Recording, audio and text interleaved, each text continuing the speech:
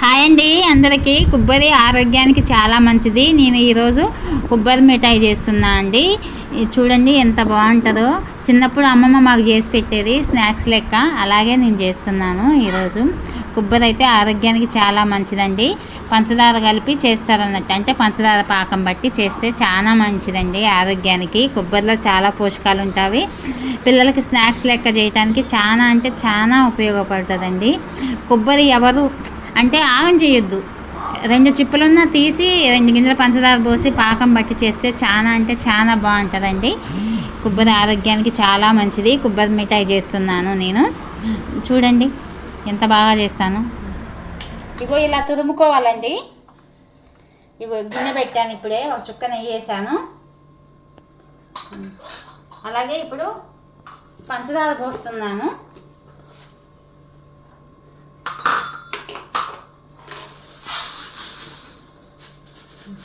మన ఇష్టం అండి. తీపి కావాలనుకుంటే కొంచెం ఎక్కువ, తీపి సరిపడా అనుకుంటే కొంచెం తక్కువ.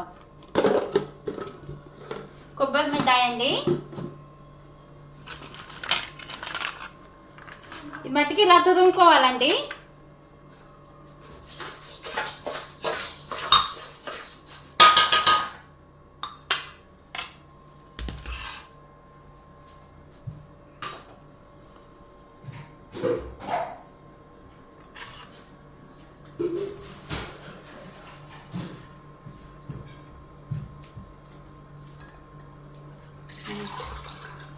ఇగో తగినంత నీళ్ళు పోసుకోవాలండి.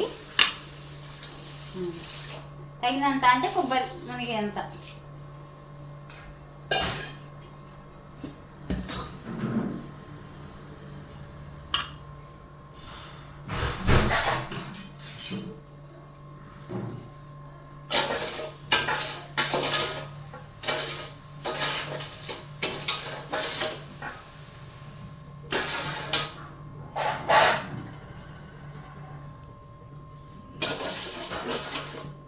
ఇప్పుడు కొబ్బరి వేస్తున్నాను.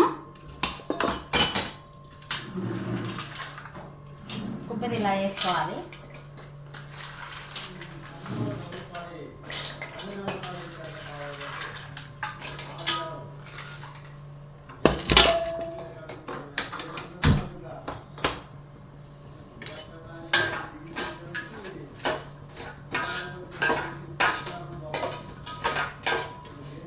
కొబ్బరి మిఠాయి అంటారండి దీన్ని. చూడండి కలుపుతున్నా.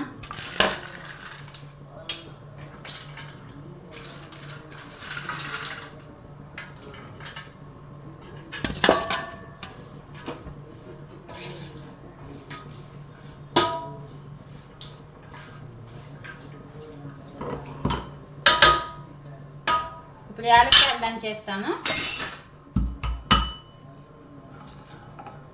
యాలక్కాయలండి దంచేస్తున్నాను.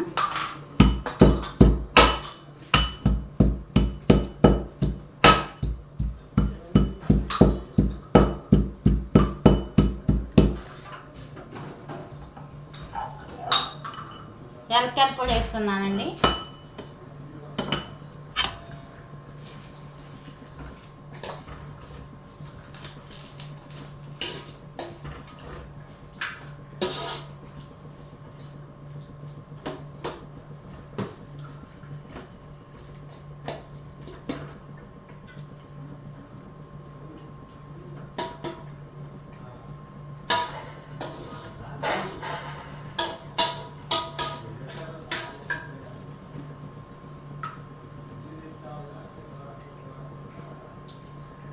ఇప్పుడు కొబ్బరి మిఠాయి అవుతుందండి.